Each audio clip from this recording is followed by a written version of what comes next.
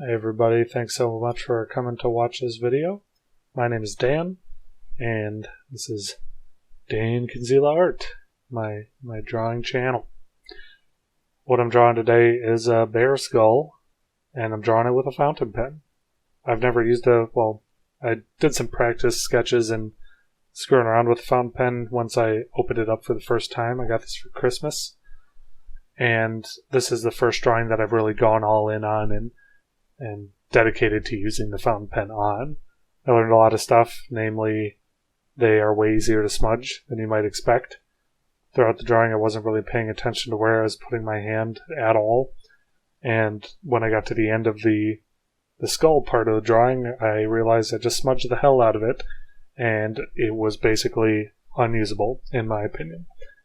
I suspect that it's the ink I'm using, because I did a bunch of tests after that and just drew lines and left them on the page for hours, and I came back later and gave it a little touch with my thumb or swiped across it with my palm, and they still smudged.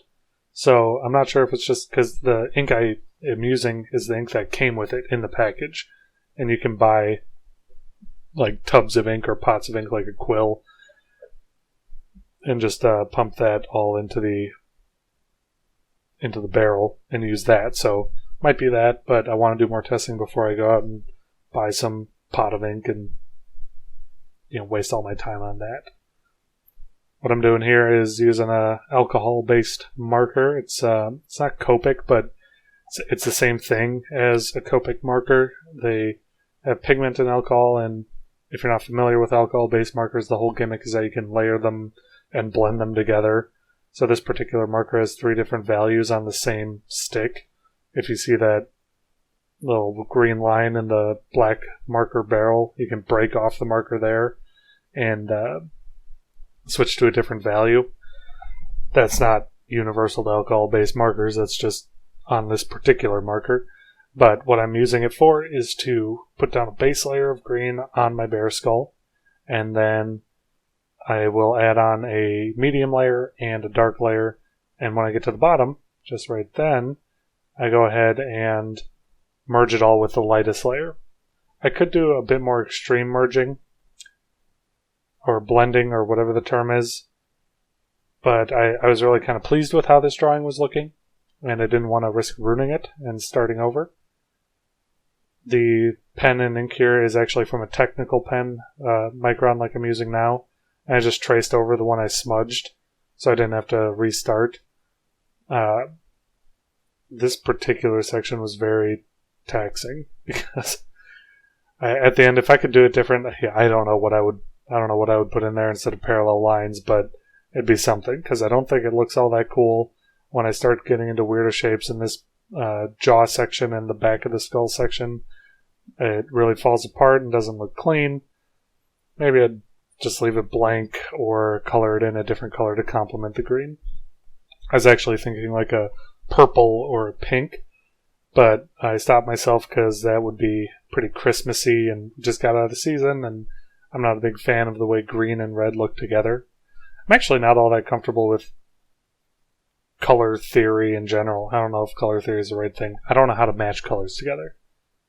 I can look at a color wheel and say, oh, this is complementary to that because it's across the wheel or whatever, but when I'm actually drawing and using markers or trying to create something, I feel like I would just I just pick the wrong colors, and I really am never pleased with the final result. That's why I always stick with pen and ink. There's nothing to choose. It's all black and white. That is one of my resolutions for 2020, or one of my goals, I guess, would be to use those mediums and get more comfortable with color, paint, marker, watercolor, basically any other medium that forces me out of my comfort zone. What I'm drawing right now is a Prairie Phlox flower. It's basically your generic flower petal, but they're native to Wisconsin. I was talking with my sister over the holidays, and she mentioned it would be cool if I were to draw a skull and flowers using native flowers, so hopefully this is close enough to Prairie Phlox. I just used Google Images and did what I did. I feel like a real artist would go hiking in the springtime and find some prairie phlox and sit there and consider it for a couple hours, but we live in the internet age, baby. I'm going to use that. I was pretty pleased with it. The top right flower that I dedicated the most time to, video-wise, I'd spent a lot of time on all of them in real life when I was drawing them, but video-wise, the first one I drew was my favorite.